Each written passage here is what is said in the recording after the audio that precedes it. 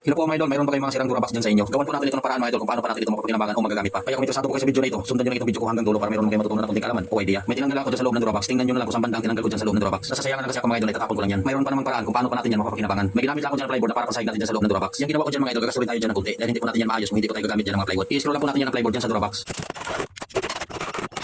May ginamit ako dyan na apat na puto na tubay na kahoy at pinupurma ko lang yan. Dahil yan po ipalit natin dyan sa mga paan ng Durabox at lalagyan lang natin yan ng mga screw. At yung nabiyak mga idol, nilagyan ko lang yan ng maliit na kahoy para pang stacker para tumibay po ito. At dyan banda sa baba ng Durabox may lagayan ng drawer mga idol, sinusukatan ko lang yan. Dahil lalagyan natin yan ulit ng mga drawer. May ginamit lang ako dyan ng mga diwanap na plywood. Dahil yung tinapos natin dyan ng dalawang diwanap na plywood mga idol. Dahil yan po ipalit natin dyan sa bandang hawakan ng mga drawer ng Durabox. Dahil puro na nasisira ang mga hawakan yan ng mga drawer. Kaya plywood lang ang ipalit natin dyan mga idol. Kaya sundan nyo lang yan kung paano kinikabit ang plywood dyan sa drawer.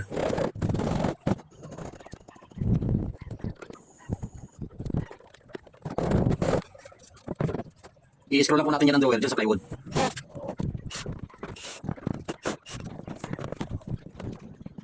At ayun na mga idol, tapos na natin yan ikabit ang mga plywood dyan sa mga drawer. At yan banda sa itaas ng Durabox mga idol, lalagyan lang po natin yan ng plywood para tumibay po ito. Plywood po ang ginamit ko dyan. At ilalagay na natin dyan ang mga drawer.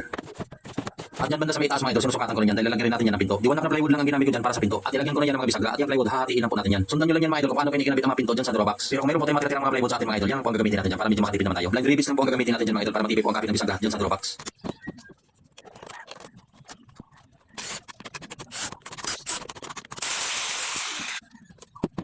At pinipinturahan ko lang yan mga idol para maganda naman tingnan. Lalagyan lang natin yan ng mga handle at lalagyan rin natin yan ng magnetic catches ang pinto. At tapos na rin yan ang ginawa natin dyan at yan ang finish product niya. Tingnan nyo mga idol, di ba parang bagong bili rin. Isang sirang Durabox naging isang maliit na siya na kabinet at may drawer pa. Di ba napakaganda rin mga idol at talagang napakatibay rin yan. Kung nakatulong at gusto nyo ang video mga idol, pakisyon naman para naman kayo makatulong sa iba.